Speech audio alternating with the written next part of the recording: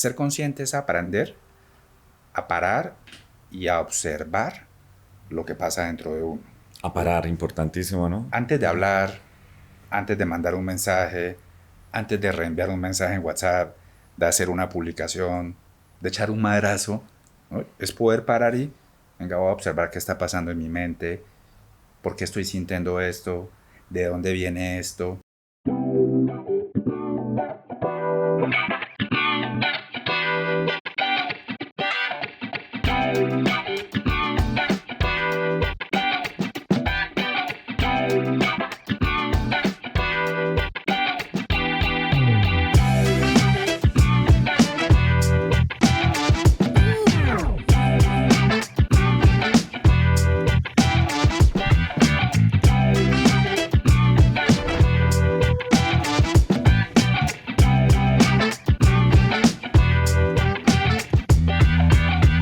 Bienvenidos a otro episodio de nuestro podcast Desde las Entrañas, donde escuchar se convierte en un acto de amor. Y como lo he dicho muchas veces, gracias por escribirnos en nuestro @_ desde las entrañas y @Ricardo Lozano P, y seguirnos también en Spotify, inclusive en nuestras redes sociales de Instagram, en TikTok y en YouTube. Nuestro invitado era el invitado que estábamos buscándolo desde hace, yo diría, 45 episodios, desde cuando quisimos crear este podcast, desde cuando quisimos crear este conversatorio. Y por fin está con nosotros. Es además santanderiano, con mucho orgullo para todos los colombianos, uno de los principales referentes en estos temas del comportamiento humano, del manejo de nuestras emociones. Él es psiquiatra de profesión y a él le gusta también decir que su labor o su misión es educar e inclusive eliminar muchos estigmas y mitos que hay alrededor de la salud mental. Él es el doctor Jorge Franco. Bienvenido, Jorge. Muchísimas gracias, Ricardo, por esa invitación. Es un honor estar aquí. No, contrario. Inclusive, Jorge, tienes un canal en YouTube muy exitoso, con muchísimos seguidores acá en Colombia, que se llama Mente Aprende. Sí. ¿Por qué creaste Mente Aprende? Ricardo, yo soy médico psiquiatra. Sí. Y los primeros años ejercí la psiquiatría como lo hacen la mayoría de psiquiatras, o sea, en el consultorio. Y la psiquiatría hay que sacarla del consultorio, o sea, hay que llevarla al público general. Y definitivamente educar es prevenir. Y lamentablemente en los temas de salud mental hay mucho estigma, mucha desinformación, muchas barreras para que la gente busque ayuda. Entonces, ese es uno de los propósitos de Mente Aprende. A través de nuestras redes, educar y difundir información de temas de salud mental. Qué bello, maravilloso, sí.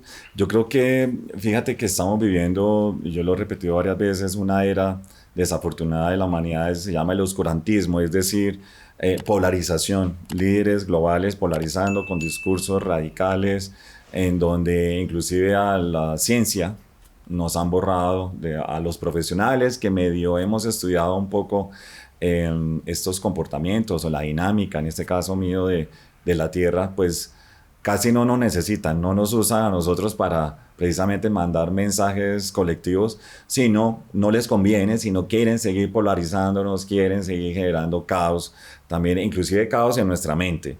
Y yo creo que eso es lo que hoy día los jóvenes se están enfrentando a no tener referentes serios dentro de ese camino, de esa construcción como seres humanos, y a ser muy ligeros en quién realmente consultamos, quién nos puede orientar, cómo podemos ser mejores humanos. Y esa es la misión y la vocación de este podcast. Por eso me siento muy orgulloso de tenerte acá, Jorge, para que nos digas, por favor, qué nos está pasando, primero también, y segundo, ¿qué podemos hacer?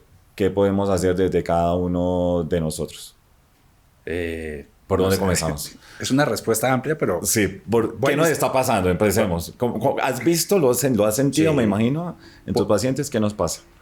Voy a iniciar una aproximación. Ajá. O sea, yo sí creo que como sociedad, lamentablemente, nuestra salud mental no es muy buena. Allá aclaro un término. salud mental no es solamente no tener un trastorno mental, ¿no? Salud mental es realmente ser una persona que sí que es capaz de disfrutar la vida, aportar a la sociedad, que mi vida tenga sentido, vivir en comunidad, en sociedad.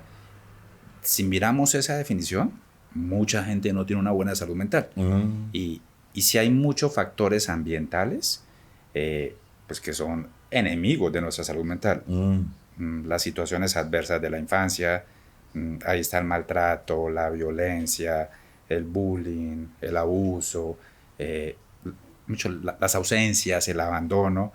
Bueno, y lo que tú mencionas, la polarización, la cantidad de información a la que uno está expuesto en redes, en chat de WhatsApp, pues con el agravante de que en serio mucha gente no tiene una visión crítica. O sea, esa polarización de hecho está cayendo en un terreno fértil que nos está haciendo mucho daño.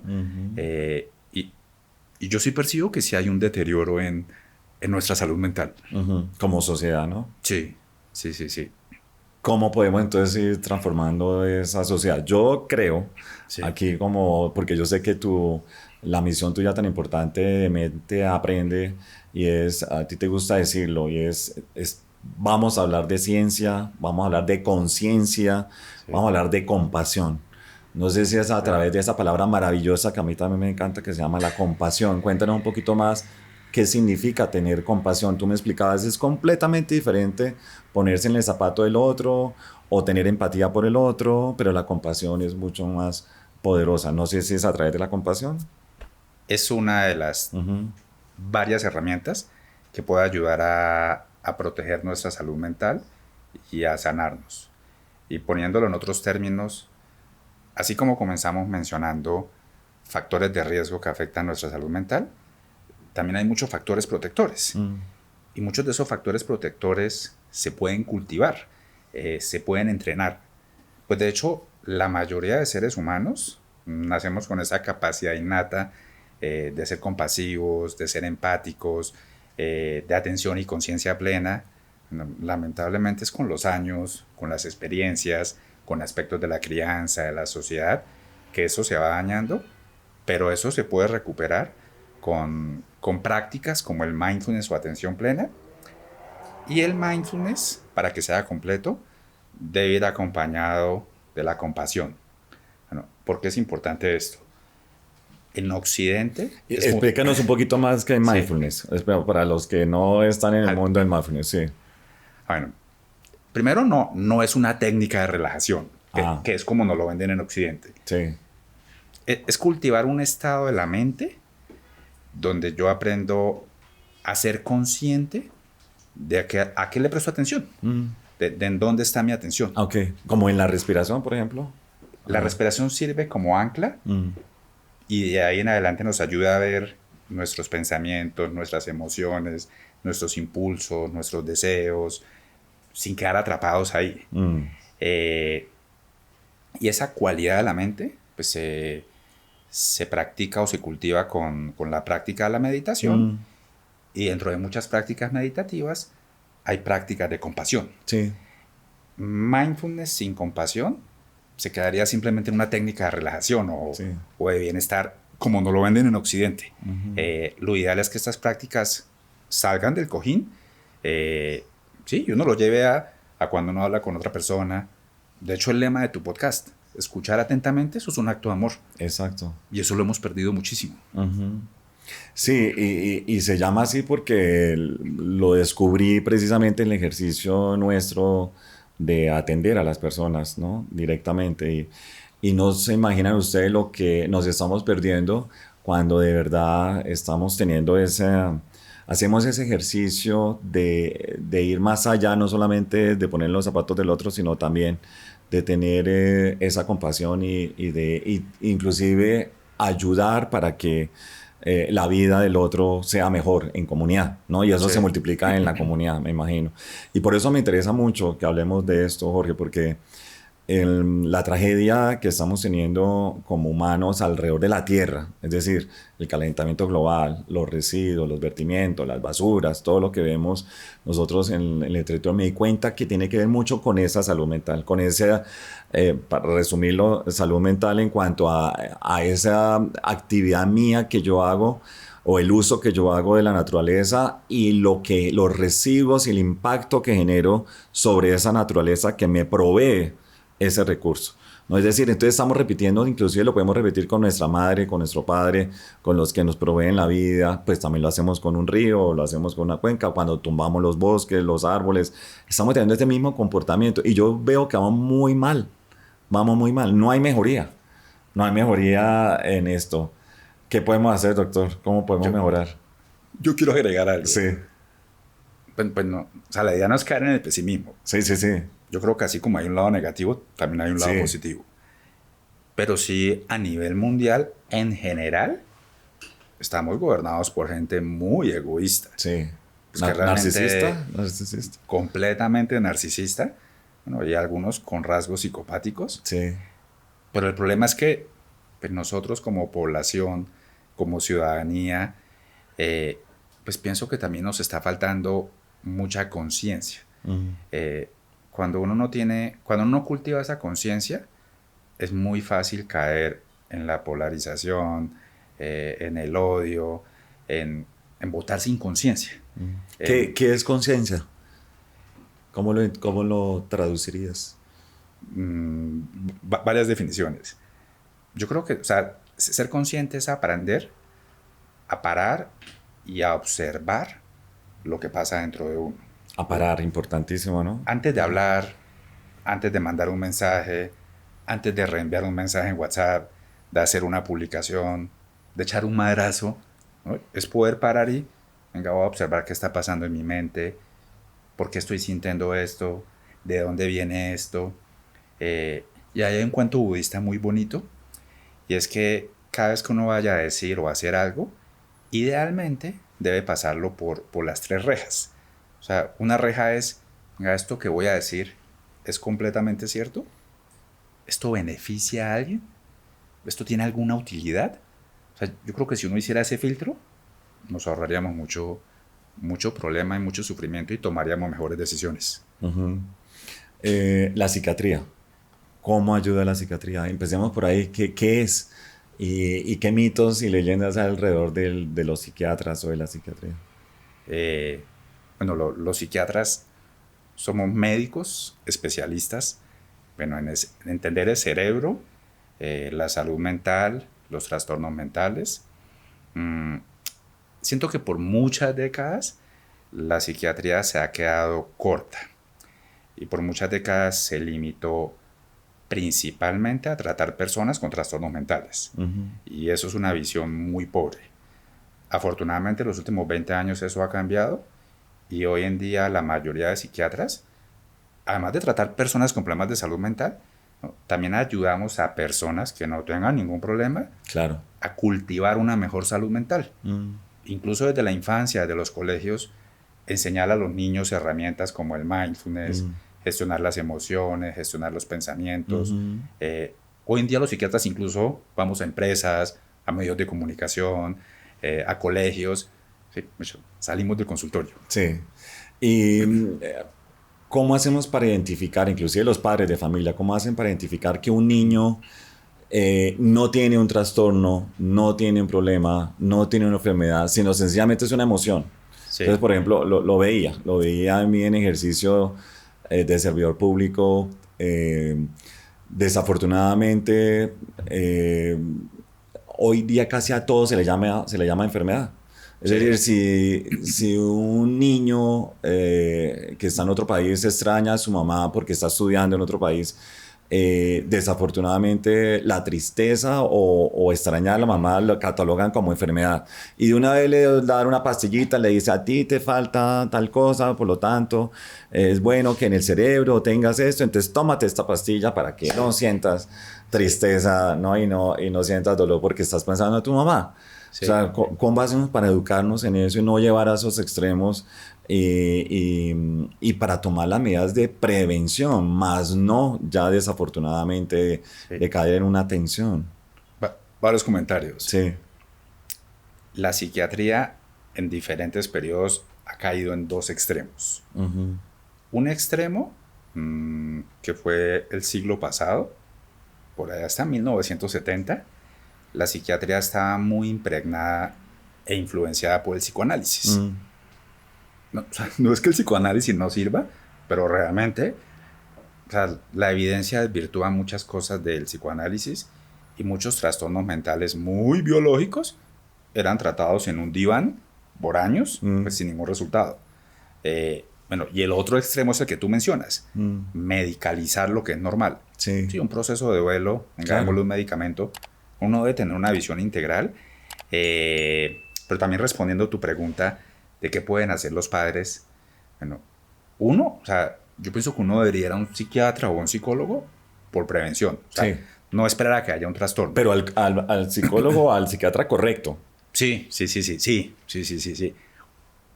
Un mal psiquiatra o un psicólogo, como cualquier profesional, tiene mucho potencial de hacer daño. Sí. Porque no tiene esa compasión, de pronto. No sé. Y porque puedes sobrediagnosticar cosas que no hay, medicar cosas que no necesitan medicamentos, dejar pasar cosas por alto. Uh-huh. Te pongo un ejemplo. Vamos a hacer un ejemplo. Hagamos un ejemplo. A mí me gusta a veces ser de piloto acá para que nos entiendan un poco más. Y yo he venido descubriendo que gran parte de los... yo antes llamaba traumas míos. Sí. Era que yo me sentía muy rápidamente o tenía un sentimiento casi siempre de abandono. Resulta que me di cuenta hace poco que más que abandono es un comportamiento de niño. Sí. O sea, es decir, sigo siendo un niño que quiere estar rodeado, que quiere estar protegido, pero es un niño. Sí. Eso no es un trauma ni es un problema, sino sencillamente tengo que aceptar que tengo un niño muy vivo y que pues así piensan los niños y que por lo tanto tengo que también por lo tanto asumir muchos comportamientos de adulto, ¿no? Que posiblemente no tienen tanto un niño. Pero eso no es necesario, para eso no tengo que tomar pastillas, pues para no sentirme abandonado, porque es que los niños se sienten así, ¿no? Los niños quieren estar protegidos, quieren sentirse rodeados, quieren tener una pareja que los proteja, etc. ¿Cómo hacemos para lograr identificar eso sin caer en esa situación tan dramática que hoy día lo estoy viendo fuertemente con la actual generación, con los jóvenes, con los niños, que inclusive muchas veces los lleva al suicidio, ¿no? Porque no saben manejar esas emociones tan sencillas, o para que una madre y un padre pueda también acompañar a un niño en esas emociones, porque hoy día también se puso de moda expresar la emoción. Entonces también los médicos se asustan porque el niño te está llorando diariamente. Yo necesitaba llorar, yo nunca lloré, pero es algo normal, llegó como la era de la expresión de las emociones. ¿Cómo lo podemos manejar? ¿O cómo orientamos a esos jóvenes, a esos niños? O yo no sé cómo me ves a mí. Yo te veo muy bien. Sí. Ricardo, definitivamente la salud mental o los problemas de salud mental se van construyendo desde la infancia. Entonces, desde ahí es que hay que hacer prevención. O sea, si yo le proveo a mi hijo, a mi hija, a mi sobrino, a mis alumnos un ambiente sano, cariñoso, tranquilo, ahí ya estoy comenzando a generar factores protectores. Si le agrego más factores protectores, como una buena dosis de actividad física, una buena alimentación, prácticas como el mindfulness, estoy generando más vacunas. Y de todas maneras, pues sí hay algunos trastornos mentales que son muy genéticos, muy biológicos. O sea, que yo puedo tener la mejor infancia del mundo y la mejor red de apoyo, y aún así tener un trastorno mental. Pero ahí lo importante es... Y perdón, ¿cuáles, por ejemplo? ¿Cuáles podrían ser esos? El trastorno bipolar, la esquizofrenia, que se hereda. Algunos casos de depresión, el trastorno obsesivo-compulsivo, algunos trastornos de ansiedad. Y eso a la gente le cuesta mucho trabajo entender. Pero ¿por qué si yo tengo una vida tan buena, si no tengo problemas, si yo soy muy espiritual, si yo soy deportista, ¿por qué tengo depresión? No, algunos casos son muy biológicos. Pero tienen tratamiento. O sea, lo importante es reconocerlos oportunamente y buscar ayuda. Pero el tema del estigma, bueno, algunos también por dificultades económicas, dificultades del sistema de salud, muchas creencias, ¿sí? La mayoría no buscan ayuda. Uh-huh. Lo que acabé de decir con el tema de los jóvenes, la actual generación, ¿cómo hablarle a la actual generación? Los temas de salud mental se deben poner sobre la mesa. En la casa. En la casa y en el colegio. En el colegio. O sea, los colegios, y hoy en día muchos colegios lo hacen. Sí, yo vengo de la generación en la que no tuve psicólogo ni... No, y que en nuestro colegio, o sea, a los padres les hablaran de salud mental, de depresión. Terrible, un estigma, ¿no? Terrible. Sí. No, hoy en día sí. Entonces, tú dices, poner sobre la mesa las emociones, las tristezas. Hablar de salud mental, de qué es un trastorno mental, de cuáles son los signos de alarma. Hablar de emociones, de inteligencia emocional, de mindfulness. Ya hay muchos colegios que en su currículum integran entrenamiento en mindfulness en niños desde los 4 años de edad. En Bucaramanga ya hay 2. Bueno, y en casi todos los países hay. Ya hay... colegios que integran... ¿Solamente 2? Sí, solamente 2. ¿Deberían ser todos o no? Deberían ser todos, sí. Sí. Pues 2 que yo sepa. Sí. El tema del cerebro. Hablemos un poco más del cerebro, porque obviamente tiene un origen también muy importante, muy fuerte. Y es que yo creo que ese tema de la polarización, tú me dirás, tú eres el médico, el experto, y es que siempre los que hemos estudiado algo de biología, hablamos del famoso sesgo cognitivo.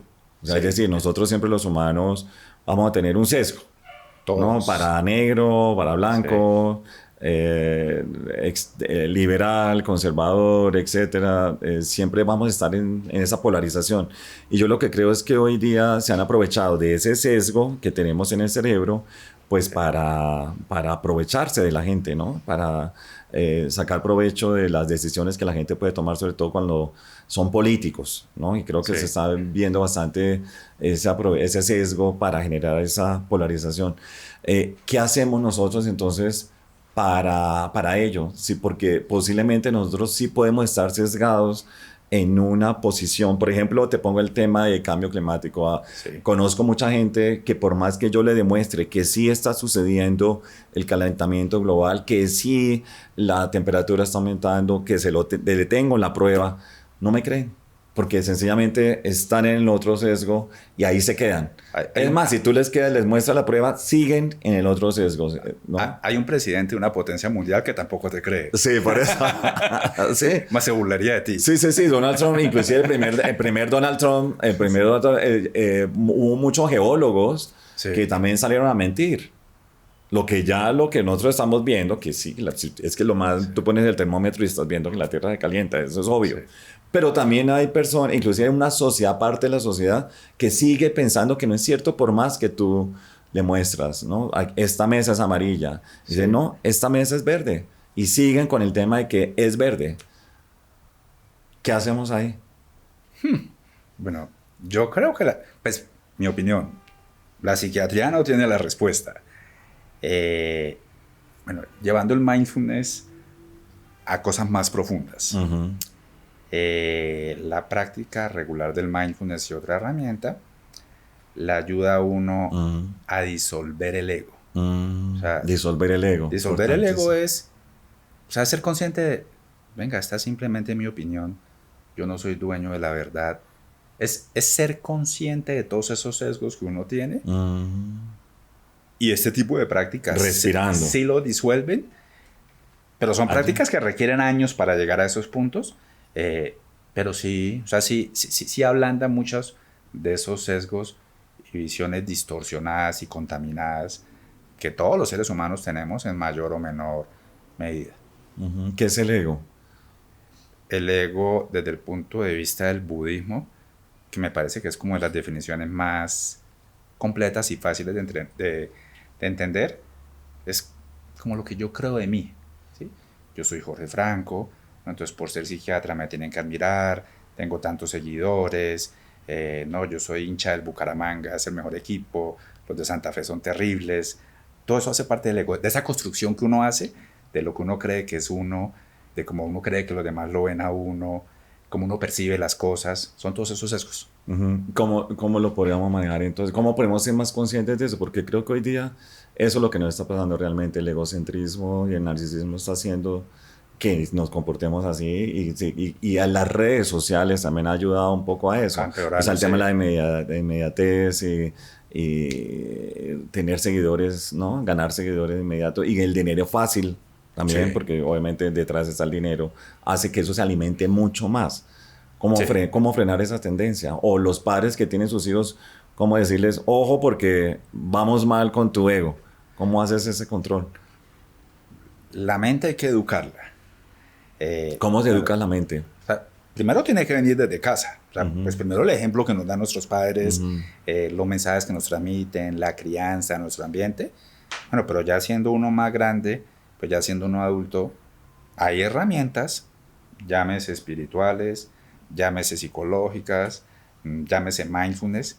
Bueno, aquí estoy metiendo opinión personal y pues sí, también yo tengo un sesgo por ser instructor de mindfulness, pero yo sí creo que el budismo, mm, no como religión, sino como filosofía de vida y como ciencia para entender la mente, el budismo sí, o sea, da ¿Ah, muchas sí? herramientas prácticas Sí.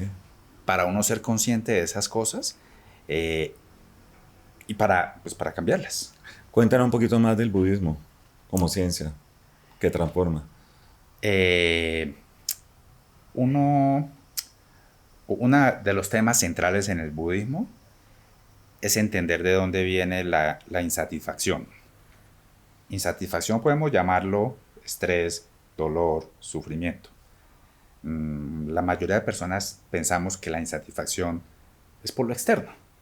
¿Sí? Me insultaron, bueno, se me murió un ser querido, perdí un trabajo, pero realmente la mayor parte de insatisfacción la genera la mente.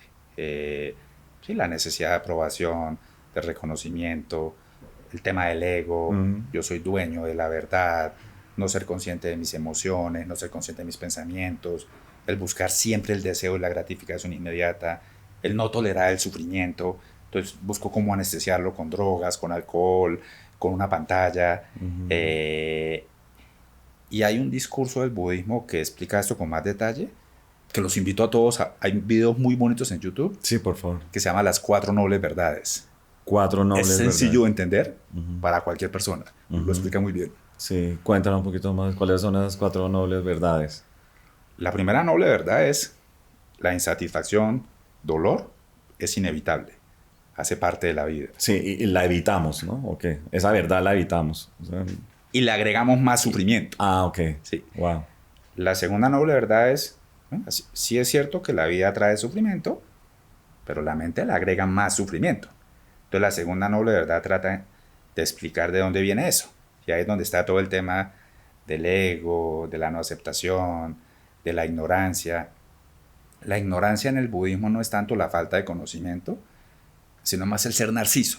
O sea, la ignorancia venga, de no entender que lo que yo hago afecta a otro. Ujú, De que si yo boto un papel, si consumo mucho plástico, estoy dañando el planeta. Se ujú, refiere más a ese tipo ujú, de ignorancia. ujú. La tercera noble verdad es que hay un camino para salir de eso.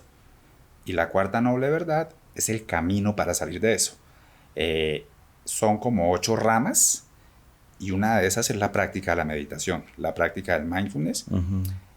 Pero más allá de sentarse a meditar es llevarlo a la vida diaria. Sí, y llevarlo a la vida diaria también depende de, pues, de las culturas, o sea, de nuestras, de las tribus nuestras. O sea, es decir, nosotros en Santander nos comportamos muy diferente al chocuano, Ah, o al tolimense, o al huilense, o sí, al Caribe, ¿no? sí, Una persona, estos ejercicios con una persona en La Guajira eh, toma completamente diferente estos caminos que lo podría tomar un santanderiano.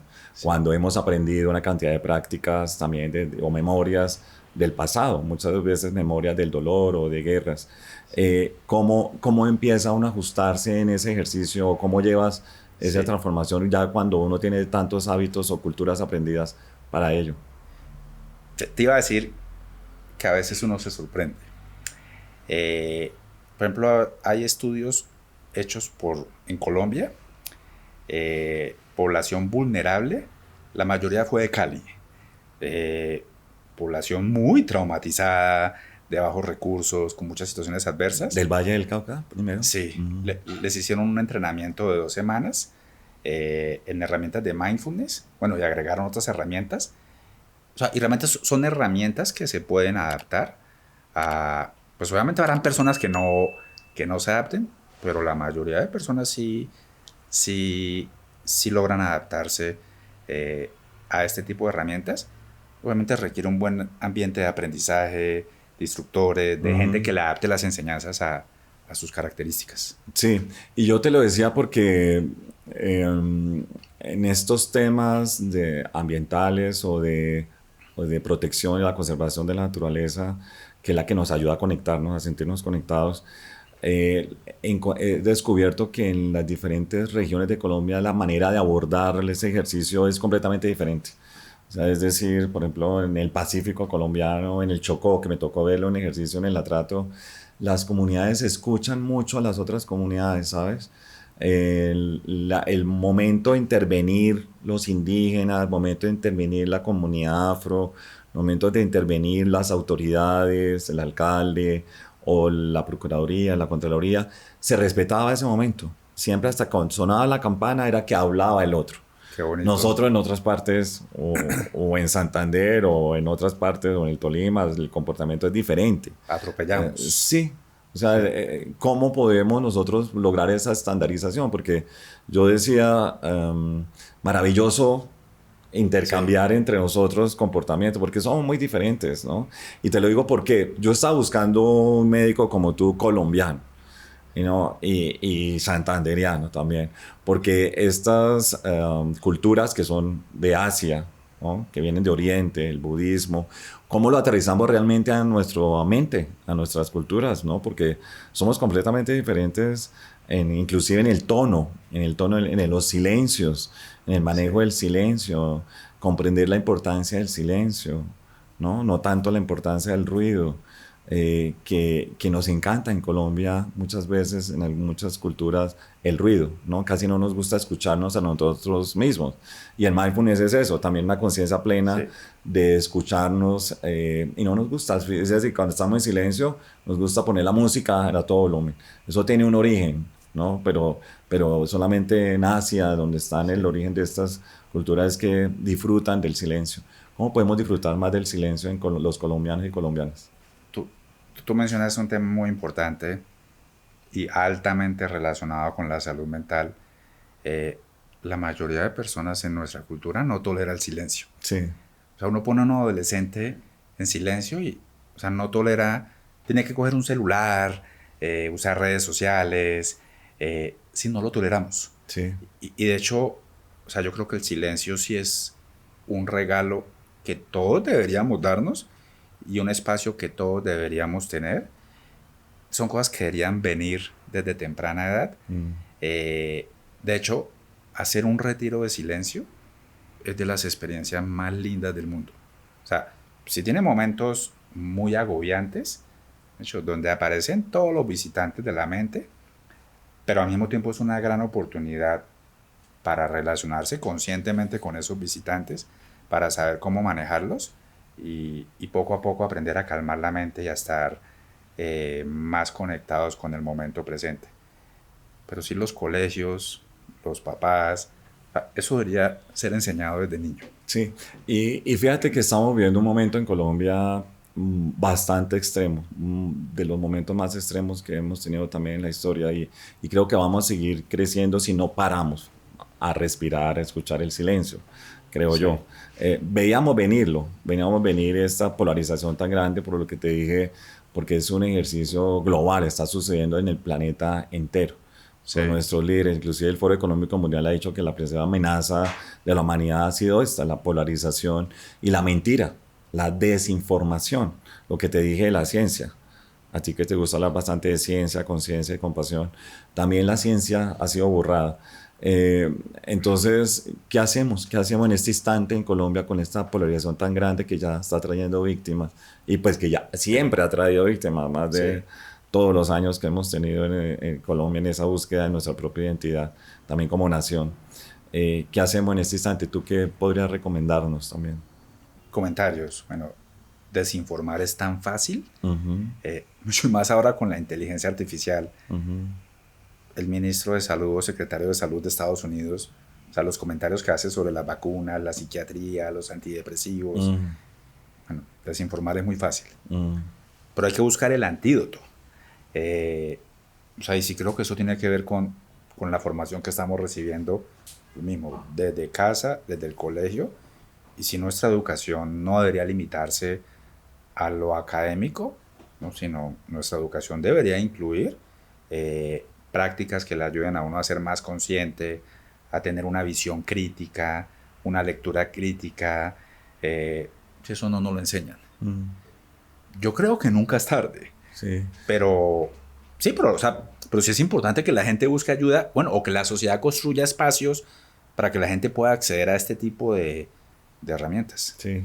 Si tuvieras a todos los precandidatos acá a la presidencia de la República al frente tuyo, ¿qué les dirías? Si te van a buscar, pues si te buscan, los que te buscan, ¿qué les dirías? Se me pasó un chiste de mal gusto, pero lo voy a filtrar. Sí. Dilo. No sé. Escondería mi billetera. No, pero no. Obviamente sí. No todos. Sí, sí. No, o sea, pues les diría que... O sea, ¿no creen en los políticos mucho? No, la política es egocéntrica, bueno, ¿ok? La mayoría de los políticos son muy egocéntricos. Ajá. Uno no puede generalizar.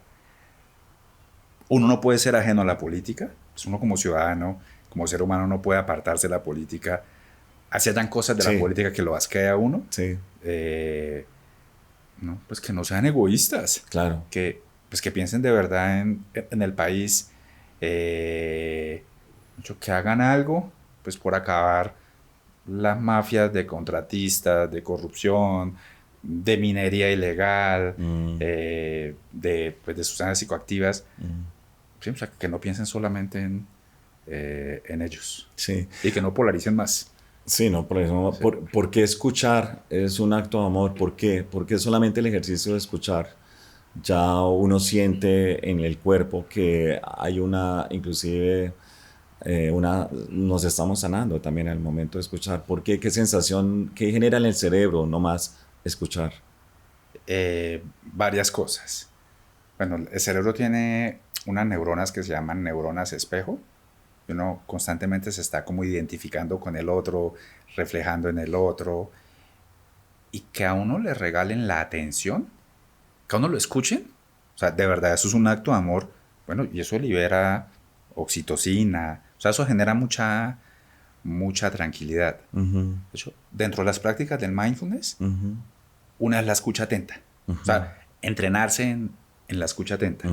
En aprender, sí, mientras que tú hablas, también a observar mis pensamientos, no dejarme llevar por mis pensamientos, dejar llevar el impulso por interrumpir, regalarle la presencia al otro. Sí. Eso es un acto de amor.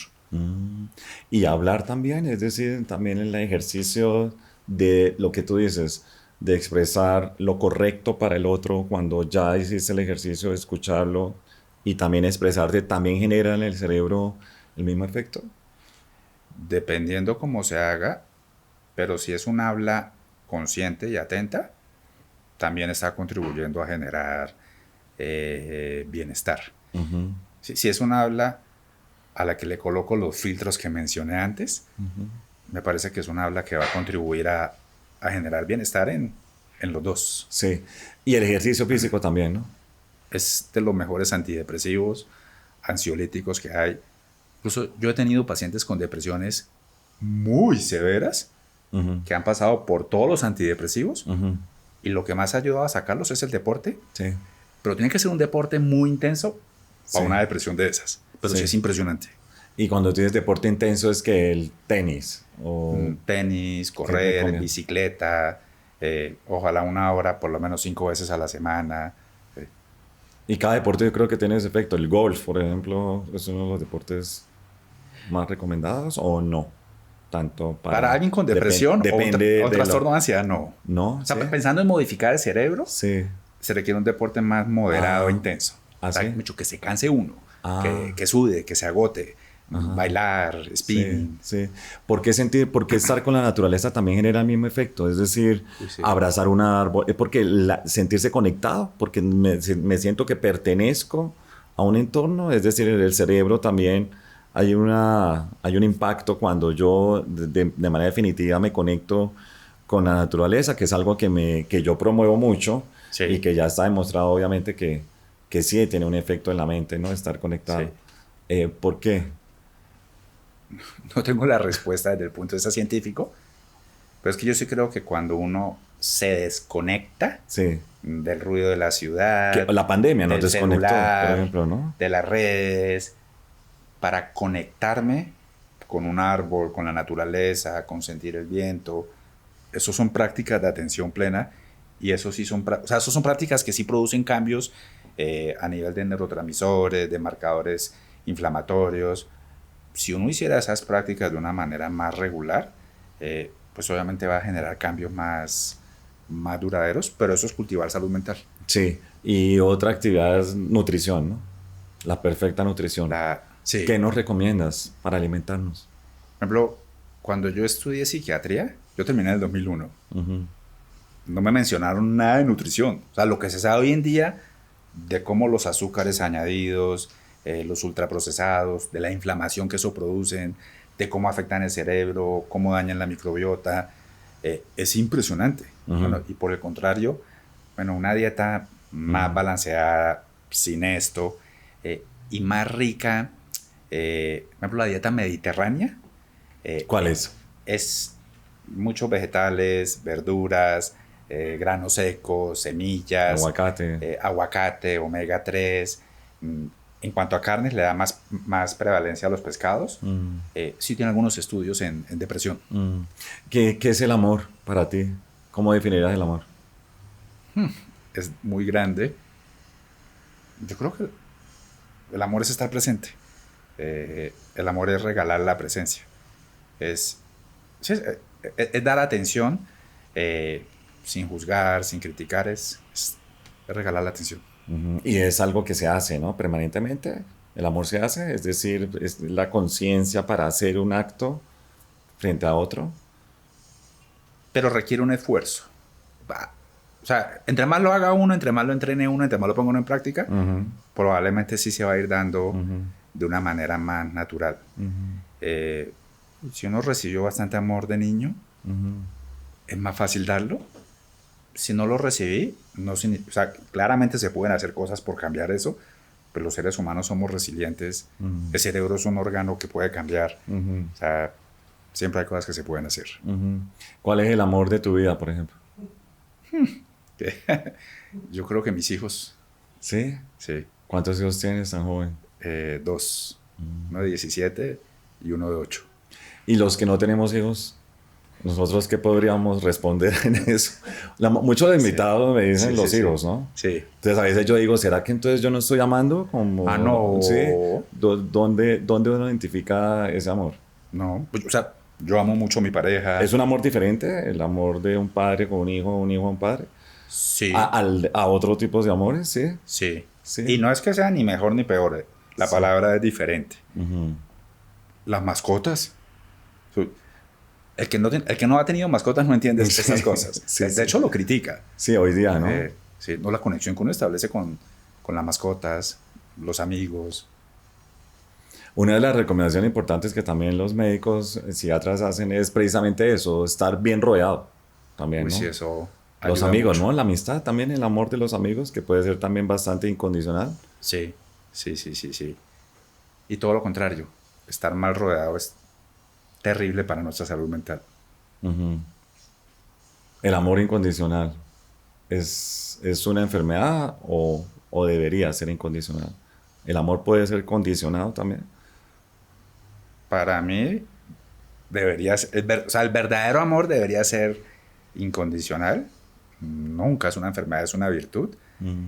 Y todo lo contrario, el amor condicionado es el amor típico de los narcisistas. O sea, un narcisista puede amar a su hijo, a su pareja, pero no es un amor sano. Y yo le decía con la incondicionalidad porque a veces hay personas que dan y los acostumbran a dar. Y nunca exigió. Y nunca puso límites o barreras. Decir, no, un momentico. Sí. Yo también merezco ser amado, ¿no? Eso es muy Por eso duro. lo decía, ¿no? El amor que a veces puede ser una enfermedad, ¿no? ¿Por qué no también exigir ser amado, ¿no? No, pues es que el amor incondicional igual debe tener, o sea, igual uno tiene que colocar límites. O sea, no Sí, significa que yo no coloque límites sí. o que permita que me atropellen o... Me imagino que tú recomiendas mucho ese tema también de poner límites también frente a el comportamiento en la vida, que a veces no nos enseñan a poner límites también, ¿no? Todo lo contrario, Sí, con el maltrato y con la violencia y con crianzas fuertes, precisamente se debilitan esas características en una persona. Y exacto. eso es parte de lo que uno hace en psicoterapia, Sí, tratar de ayudar a las personas a a cambiar poner eso. límites, sí. Sí. No, me refería a eso, es decir, que fíjate que a uno no le enseñan exactamente en este tema de límites y uno cree que estar sirviendo es su misión, pero que uno a veces pasa por alto el hecho cuando hablábamos de ser empático, pasa por alto a veces muchos abusos también de otras personas frente a uno. No le enseñan a poner límites, pero te decía que a Sí. veces es sencillamente decir, no, usted sí puede poner límites frente a esos comportamientos en la sociedad, ¿no? Un poco lo que tú me hablabas de la sociedad. Desafortunadamente tenemos una sociedad que puede ser bastante amenazante a Sí. las personas que pueden ser generosas y que pueden ser Sí. compasivas, y lo que hace la sociedad es tomar a esa persona, como somos egocéntricos, entonces aprovecharse de eso también. ¿No? Pero es que para amar sanamente, yo tengo que comenzar con amarme a mí mismo. Ujú. Eh, si yo no me amo a mí mismo, probablemente me va a suceder eso. Sí, de no colocar límites, de permitir que se aprovechen, de no darme cuenta de algunas cosas oportunamente. Y amarse a sí mismo también creo que es lo más difícil, ¿no? Inclusive Jesucristo nos lo dijo en el primer mandamiento, ¿no? Ámate a ti mismo también, amar Sí, a Dios sobre todas las cosas y también a su prójimo como a ti mismo. sí, Ese a ti mismo es el que no nos enseñaron, y ese es el budismo también, y entra el budismo fuertemente sí, a enseñarnos un poco cómo es el sí, amor a sí mismo, y también obviamente todas las religiones y las denominaciones, pero también un sí. poco volvemos al tema del budismo, ¿no? Y ese También. amarte a ti mismo a veces es confundido por, sí, yo paso por encima de los demás, yo estoy por encima de los demás. Oye, no se trata de eso. Sí. Bueno, Jorge, ¿qué nos recomiendas a los jóvenes que nos están viendo? A mí me gusta cerrar siempre con el tema de los jóvenes. Este Sí, programa está hecho para jóvenes, sabes que nos ven. Gran parte de la población es entre 15, 25 años o mayores de 55 también. sí. Tienen la cámara aquí al frente. ¿Qué le diría? Yo sé que tú lo haces desde tu mente, aprende. Por favor, regálanos también esas maravillosas recomendaciones que tú también haces en tu programa de YouTube, también a todos los jóvenes que nos ven. Gracias. Bueno, uno, entiendan que el cerebro es un órgano que hay que cuidar. Sí, la gente tiene conciencia de si fumo, se me dañan los pulmones, no, pero el cerebro es un órgano que hay que cuidar. Sí, y si yo le meto adicciones, rabia, muchas redes sociales, contenido amarillista, contenido violento, mala alimentación, estoy dañando mi cerebro. Dos, la salud mental se construye. Y muchas de las decisiones que ustedes están tomando en este momento de sus vidas, de cómo cuidan su salud, no debería separarse la palabra física de mental, van de la mano, pero sean conscientes de las decisiones que ustedes están tomando, de sus reacciones, de lo que consumen, de lo que hacen. Eso está incidiendo en su cerebro y en su salud mental, y la vida se los va a agradecer. Y no esperen a tener un problema de salud mental para buscar ayuda o para ser conscientes de la salud mental. Sean conscientes de la importancia de la salud mental. Sí, y para los mayores, como nosotros, de mayores de 55 años, al adulto mayor, Yo ¿qué consejo? les recomendaría realmente lo mismo. O sea, la salud mental es algo que uno puede cuidar a lo largo de la vida y nunca es tarde. Yo he tenido pacientes que llevan 40 años deprimidos y buscan ayuda obligados por sus familias y mejoran. O sea, nunca es tarde para mejorar, ¿no? Si uno está mal, buscar ayuda. Siempre hay muchas cosas que se pueden hacer para mejorar la salud mental. Pues muchísimas gracias, Jorge. Gracias, Pues Ricardo. gracias por estar Gracias a ti. acá también con nosotros. También es tu espacio. Cuando quieras, cuando nos visites, sé que vives en Bucaramanga. Y somos primos. Y somos primos además por la familia Franco, por Marco Franco. Y gracias también por estar aquí con nosotros. Por favor, cuando quieras vuelve aquí para que sigamos hablando de muchos estigmas que hay alrededor de la salud mental también. Eliminarlas también, educarnos también todos nosotros. Luchar contra lo que dije anteriormente, el oscurantismo de esconder a la ciencia, a la conciencia y a la compasión como uno de los principales caminos para ser mejores, para entendernos mucho más, para amar. Y como ya lo dijiste, este podcast es eso. Podcast desde las entrañas, donde escuchar, y como fue ahora, fue un acto de amor. Gracias. Gracias a ti por escucharme y por permitirme hablar. Mil gracias. Y a todos ustedes también, muchísimas gracias por haberse quedado con nosotros, por habernos escuchado. Les dije, hace mucho tiempo quería traer pues, un médico especialista en todo lo que hemos venido también conversando con los diferentes invitados. Y gracias por favor, y escríbanos en nuestros correos, en nuestras redes, @Ricardo Lozano P y @_ desde las entrañas, y en nuestros canales de YouTube y Spotify. No se les olvide, escucharnos y hablar desde la conciencia siempre será un acto de amor. Chao, los espero.